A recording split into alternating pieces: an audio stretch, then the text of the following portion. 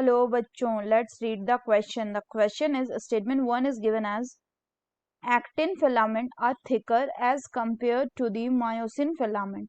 Statement 2 है arthritis and gout are the inflammation of the joint. Option 1 में है both statement 1 and 2 are correct. Second है both statement 1 and 2 are incorrect. Third है statement 1 is correct and 2 is incorrect. Fourth statement 1 is incorrect and 2 is correct. तो आइए देखते हैं हम इसका की कंसेप्ट. तो अगर हम बात करें इसके की कंसेप्ट की तो वो हो जाएगा microfilament and disorder of skeletal system. तो पहला अगर हम बात करें तो पहला गिवन है आपका एक्टिन फिलामेंट के बारे में. तो एक्टिन फिलामेंट को हम क्या कहते हैं? इनको हम माइक्रोफिलामेंट भी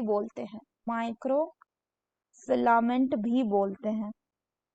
ये पार्ट होता है किसका? They are the part of the cytoskeleton. अगर हम मसल के बारे में बात करें तो मसल्स जो है, मसल का जो आपका मायोफिब्रिल होता है ये बना होता है किसका? ये बना होता है आपका एक्टिन एंड मायोसिन का. यहाँ पे ये जो एक्टिन है इसको हम क्या कहते हैं? ये एक्टिन जो है ये लाइट बैंड बनाएगा. इसीलिए इसको हम आई बैंड भी बोलते हैं. आई बैंड या इसका फुल फॉर्म होता है क्या? Isotropic band. वही मायोसिन जो है ये डार्क बैंड और इसको कहा जाता है ए बैंड या इसको हम एन आइसोट्रॉपिक भी कहते हैं. An isotropic. ये जो एक्टिन और मायोसिन है दोनों प्रोटीन अरेंज रहते हैं किसी मायोफिब्रिल में as a rod like structure. अब अगर हम फर्दर बात करें तो आपका ये जो एक्टिन फिलामेंट होता है, एक्टिन फिलामेंट, इसको क्या कहते हैं? इसको थिन फिलामेंट भी कहा जाता है. ये बना हुआ होता है किसका? This is made up of 2 F actin. F actin मतलब हो गया क्या? फिलामेंटस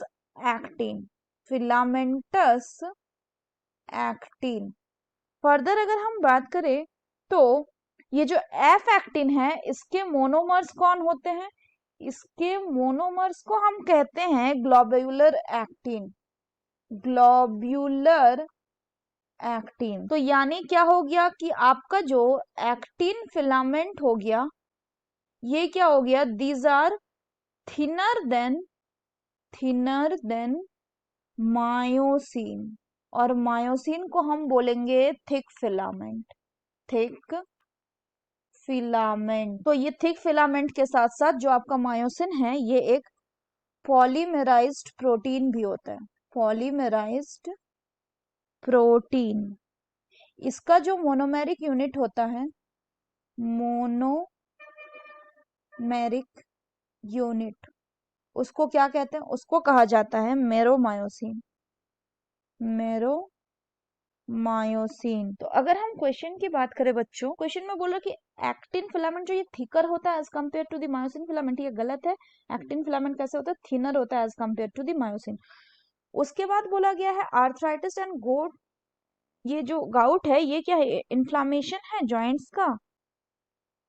तो ये दोनों क्या है? ये दोनों पहले तो डिसऑर्डर हैं किसके? स्केलेटल सिस्टम के. ये जो आर्थराइटिस है इसको कहा जाता है इन्फ्लामेशन. किसका? Inflammation of joints. वहीं अगर हम गाउट की बात करें तो गाउट भी क्या है? इसमें भी हमें इन्फ्लामेशन ऑफ जॉइंट देखने को मिलता है. इन्फ्लामेशन हो जाता है जॉइंट्स में, लेकिन क्यों?